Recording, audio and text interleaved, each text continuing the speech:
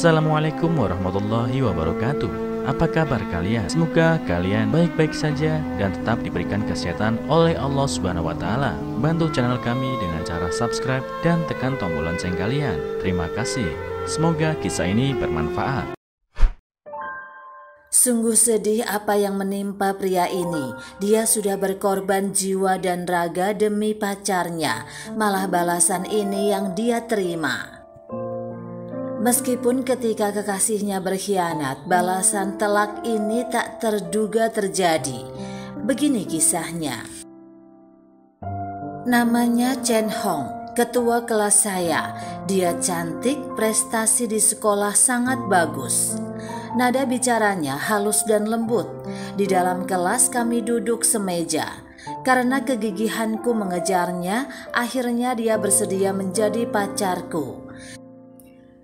Setelah mengawali cinta yang naif, Chen Hong dengan tegas mengatakan kepadaku agar jangan sepanjang hari mencarinya karena masih harus belajar.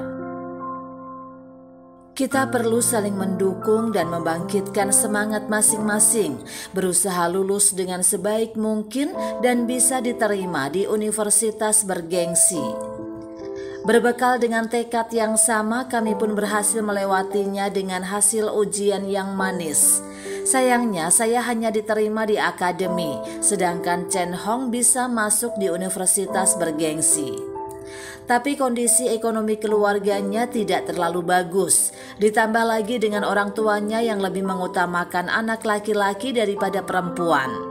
Orang tuanya tidak bersedia membiayai kuliahnya, menyuruhnya tidak usah kuliah, langsung cari kerja saja. Melihatnya selalu murung sepanjang hari, aku pun bilang kepadanya,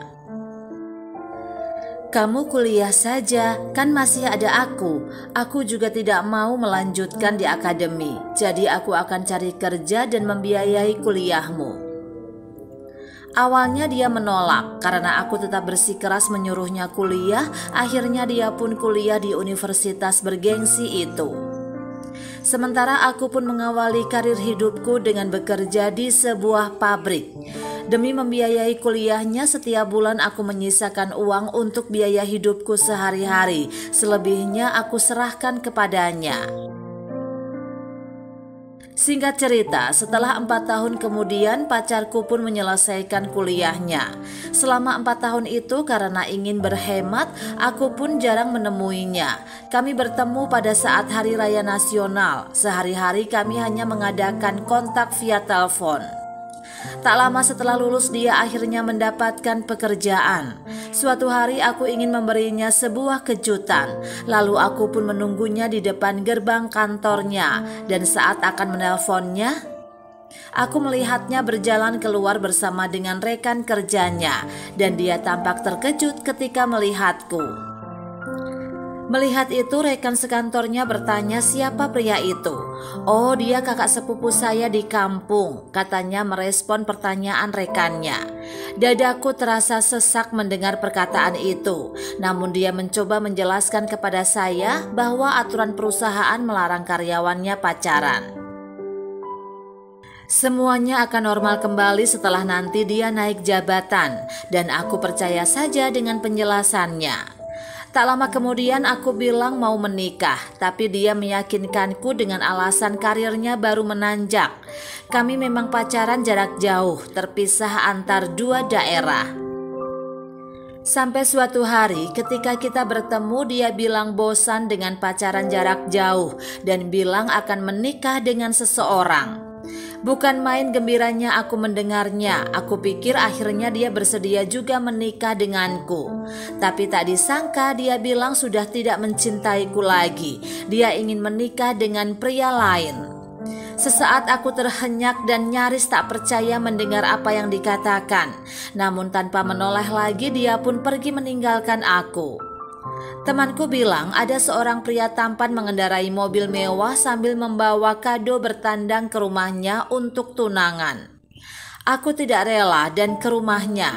Orang tuanya hanya tahu ada seseorang yang baik hati yang selalu membantunya, tapi tidak pernah tahu sosok orang baik hati ini adalah aku. Lalu dengan tenang aku bilang aku adalah teman sekolahnya. Ingin sekali menghadiri pernikahannya, mengucapkan selamat berbahagia dalam resepsi pernikahannya nanti. Karena alasan sebagai teman sekolah inilah aku pun mendapatkan waktu dan tempat pernikahannya.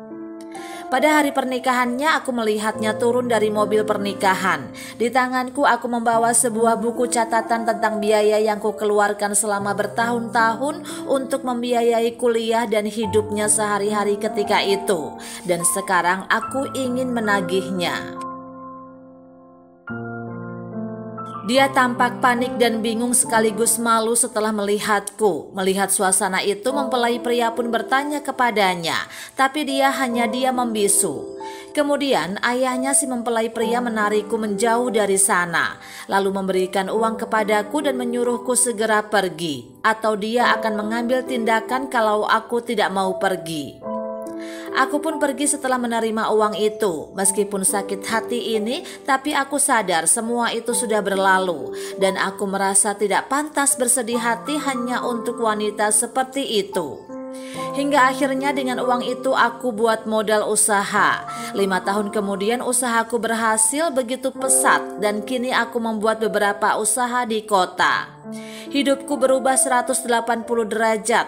Aku pun melanjutkan kuliah dan aku bersyukur aku menemukan wanita yang begitu cantik dan menerima aku.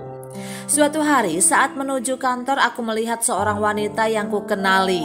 Aku minta sopir untuk berhenti karena aku melihat Chen mantanku dulu. Dia berjalan seperti kebingungan, menjinjing tas seperti menunggu angkutan umum. Memberanikan diri aku mendatanginya dan bertanya ada apa. Dia langsung pangkling melihat perubahanku. Dia menangis dan menceritakan jika hidupnya tak bahagia karena suaminya pemarah dan kini dia pergi karena dicerai. Melihat itu aku kasihan dan mengantarnya ke desa tempat kedua orang tuanya.